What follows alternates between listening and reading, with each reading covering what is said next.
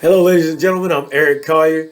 It's Momentum Shifting Wednesday, and I'm excited to be here. I want to thank everybody for sharing with me the list of goals that you set for yourself, as well as telling me exactly how you plan to achieve them.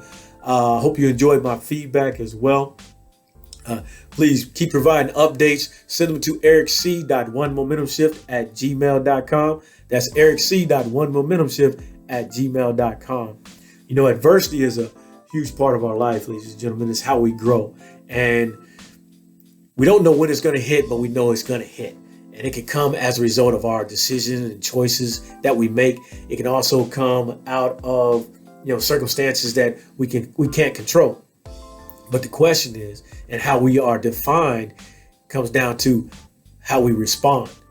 How are you going to fold and give up, or are you going to keep fighting? We talk about fighting to keep that momentum shift, and that's what we're here for, to keep fighting. Take, for instance, the story of a young woman who we'll call Cheryl. Cheryl was raped as a teenager. She was addicted to drugs, and she would sometimes sell her body to feed that drug addiction. She would quit school and eventually find herself in an abusive relationship with the individual who was providing and using those drugs to get her to do what he wanted her to do. At the age of 21, she had her first child, but she realized that she needed to get herself out of that abusive relationship and that addictive, drug-addicted state to be able to nurture and raise that child in the manner that she wanted to. So she would pack the two of them up, and she would find herself eventually in another state and living in a shelter, attending a night program where she was working on her professional and personal development to get herself ready for a career and a new life. But those problems didn't go away, ladies and gentlemen, because she had that mental baggage that she carried forward with her from her past, and it haunted her as well. But she would continue to fight through that. And eventually she would find a man that she loved, and they would get married, and they would have two more children. And that marriage would go on for 28 years and end in divorce, because the mental baggage that she carried and the mental baggage that he carried, it just didn't work out the way that they had planned. And unfortunately, it ended in divorce. During that time, with her struggling to keep their marriage together and work at the same time to take care of the home and take care of those children, she was fall into a deep depression. She would be stressed, and she would find herself in the hospital under medical supervision because of mental breakdowns. And the drugs that she was being provided only triggered that drug addiction, and so it eventually would take her back to take her to a low state where she was at the point where she was ready to just give up on life, and she would attempt suicide. But she woke up the next day. She didn't die. And at that point, she realized that she was on this earth for a purpose. And of course, she always knew she wanted there to take care of her children, but she realized that there was a deeper mission involved in that. And yes, taking care and being there for her children was a part of that. But she also had a vision of taking care of little ones by opening a daycare where she was nurturing and teaching little ones. And she considered that a way to protect them so they didn't have to go through what she went through as a teenager as well. But she also wanted to help those mothers who were in positions or in situations that she faced when she was new to mothering and growing older, where she didn't always have the money to pay for daycare. Her work schedule would sometimes fluctuate. She might have to work in the day, or she might have to work in the night, and she needed somebody to provide daycare, and she didn't always have that. So she wanted to provide that for those mothers and those parents who needed that type of service. What she also wanted to do was use her story to impact their lives, to help them grow as individuals and see what they needed to do to become in life, instead of living a life of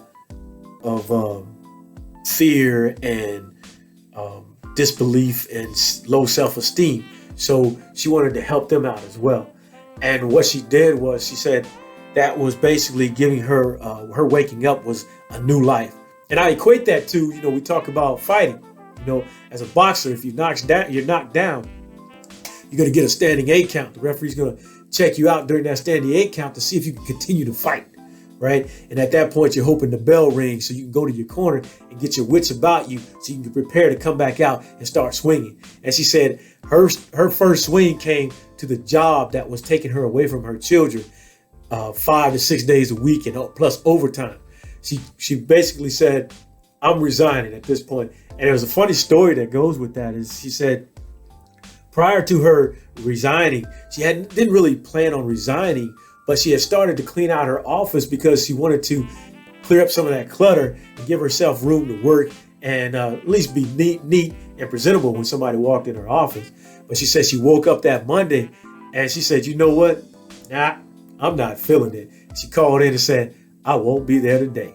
And she said, you know what? I'm going to send my resignation letter in because I'm not coming back. And she said she felt so good about it, that she was so happy with that. The next thing she did was, she took her last $246 to start that daycare that she really wanted to open up, to be able to help those young children and those parents, like she said. And she started that daycare business and she hasn't looked back yet. And she said when she did that, she felt so uplifted and so happy and so proud of herself because she was doing something she really wanted to do in life.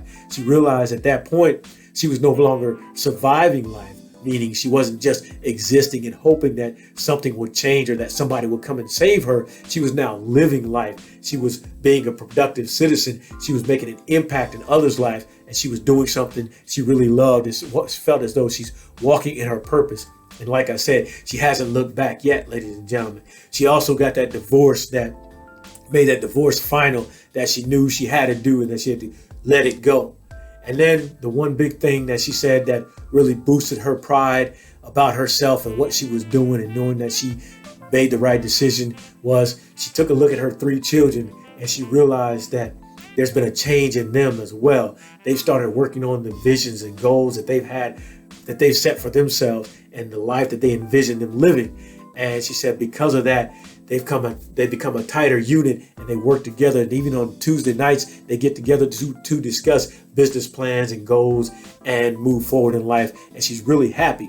And so, ladies and gentlemen, ask yourself, is where I'm at now where I want to end up in life? Because it's all about living life to the fullest. See, up until now, you've been surviving life. Like I said, you get up every day, you go through your daily routine, and you're hoping that somebody will come and save you. When it comes down to is you saving yourself. You're the only person that's going to make it happen. And you have to wake up and you have to go for that standing 8 count and get in the corner and get yourself together so that you can come out fighting. Because in order for it to happen, it comes down to you. And that's how you win, ladies and gentlemen. It's all about changing that mindset of, I don't want to just survive. I want to live life. And once you change your mindset, you change your perspective. And when you change your perspective, you change the game and then you start winning, ladies and gentlemen. I'm Eric Collier. That's it for Momentum Shifting Wednesday. I'll be back again for another one next week. Until then, I want you to take a deep breath, step back, and rock and fire. Now let's go to work.